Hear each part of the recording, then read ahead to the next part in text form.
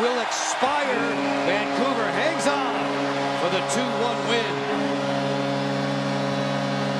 A little bit of a melee in the corner. Tom Wilson, is that DeHarnay who comes after him, and Wilson's going to settle it up.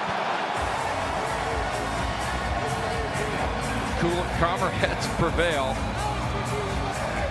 Nose to nose, Wilson and Forbert. Yeah, and I don't think he wants that with Tom Wilson, and he's not known for that. Tom Wilson is. They're not going to play each other again this year, so I guess this is the time to pop out your chest and stay involved after the whistle. Washington had won 5 straight here. Vancouver's last win here over Washington, you got to go back to October of 2017.